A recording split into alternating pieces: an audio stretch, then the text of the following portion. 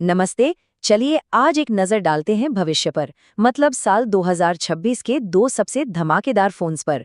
एक तरफ है एप्पल का पावर हाउस, तो दूसरी तरफ सैमसंग का multitasking king.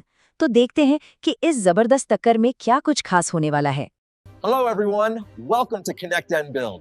Sit back, relax, and enjoy the video. Let's get started.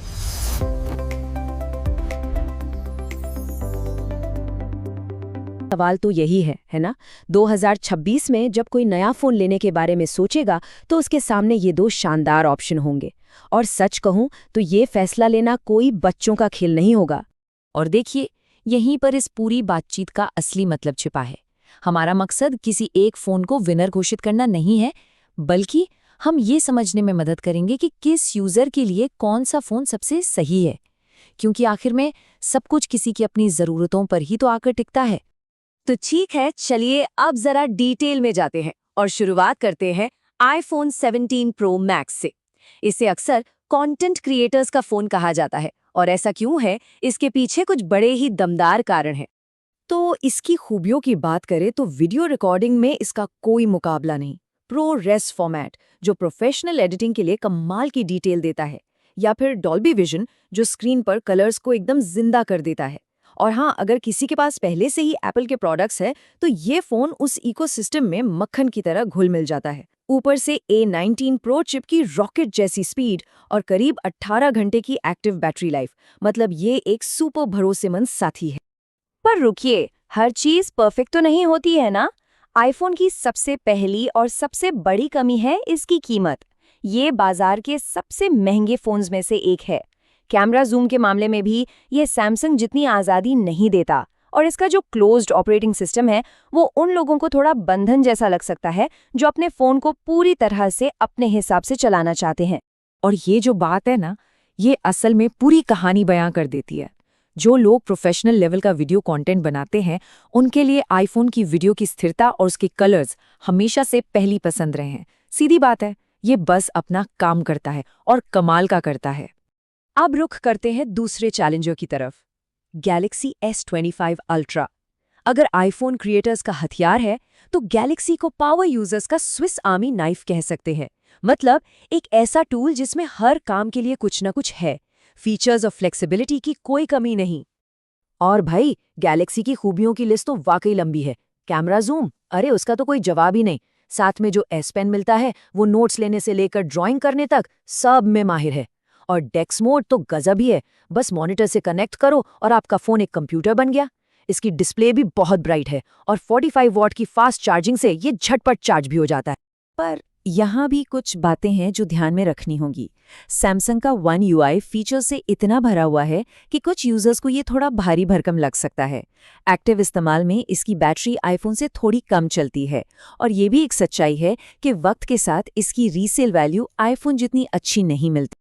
और ये स्लाइड असल में इन दोनों फोन्स की आत्मा का फर्क बताती है।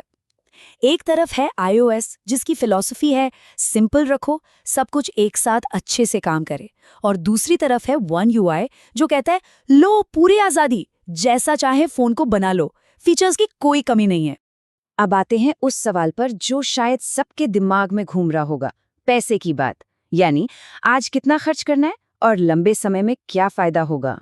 1.5 लाख रुपए, और ये तो सिर्फ एक अंदाजा है, शायद इससे ज्यादा ही हो। ये आंकड़ा अपने आप में ही काफी कुछ कह जाता है ना? ये कोई छोटा मोटा खर्चा नहीं है, ये एक बड़ा इन्वेस्टमेंट है। तो ये चार्ट्स देखिए, कहानी बिल्कुल साफ है। गैलेक्सी शुरू में जेब पर थोड़ा हल्का पड़ता है, लेकिन जब बात आती है दिन भर फोन चलाने की तो आईफोन यहाँ बाजी मार जाता है। तो सवाल ये उठता है, अभी पैसे बचाने हैं या फिर दिन भर की लंबी बैटरी चाहिए? और यहीं पर एक बहुत ज़रूरी बात सामने आती है। कहानी सिर्फ फ़ोन खरीदने पर ख़त्म नहीं होती। जब 2-3 साल बाद फ़ोन बेचने या अपग्रेड करने की बारी आएगी, तब आईफोन आमतौर पर ज़्यादा अच्छी कीमत दिलाता है। तो ये लॉन्ग टर्म वैल्यू वाला एंगल भी सोचना बहुत ज़रूरी है। अच्छा, तो इतनी सारी बातें हो गईं। अब सवाल ये है कि आखिर चुनें क्या? चलिए इस उलझन को थोड़ा सुलझाते हैं और देखते हैं कि किसी के लिए परफेक्ट मैच कैसे ढूंढा जाए। देखिए, सही फैसला लेने के लिए बस ये 3 आसान कदम उठाने हैं। पहला कदम, अपना इकोसिस्टम देखिए, मतलब घर में पहले से एप्पल के डिवाइस ज्यादा हैं या एंड्रॉयड और विंडोज वाले। दूसरा कदम, ये तय कीजिए कि फोन का मेन काम क्या होगा। क्या प्रोफेशनल वीडियो बनाना पहली प्राथमिकता है या फिर दूर दूर की तस्वीरें खींचना? और तीसरा और आखिरी कदम, बजट पर गौर कीजिए। क्या आज कम पैसे देना जरूरी है या 2-3 साल बाद मिलने वाली अच्छी रीसेल वैल्यू? और अगर अब भी कोई कंफ्यूजन है तो ये टेबल सारी चीजें एकदम साफ कर देगी। सीधी सी बात है, अगर कोई पहले से ही एप्पल की दुनिया में है, वीडियो को सबसे ज्यादा अहमियत देता है और एक सिंपल आसान इंटरफेस चाहता है, तो आईफोन ही सही चॉइस है। लेकिन अगर किसी को एंड्रॉयड की आज़ादी पसंद है, एस पेन से काम करना है और कैमरे में जूम ही सब कुछ है, तो फिर गैलेक्सी से बेहतर कुछ। तो आखिर में ये दो अलग अलग तरह के लोगों की कहानी है। एक तरफ वो कंटेंट क्रिएटर है जिसे एक ऐसा भरोसेमंद साथी चाहिए जो सालों साल बिना किसी झंझट के बेहतरीन काम करे, और दूसरी तरफ वो पावर यूजर है जो अपने फोन से हर वो काम करवाना चाहता है जो मुमकिन हो, एक सच्चा मल्टीटास्कर। तो सवाल अब बस इतना सा है, किसी की जिंदगी में क्या ज्यादा फिट बैठता है, एकदम आसान सहज सादगी या फिर बेमिसाल वर्सेटाइल पावर? एक ऐसा डिवाइस जो चुपचाप अपना काम बेस्ट तरीके से करे, या एक ऐसा टूल जो कल्पना की हर सीमा को तोड़ दे?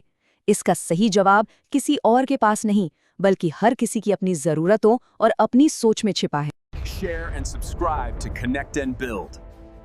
I have already done. Did you guys subscribe?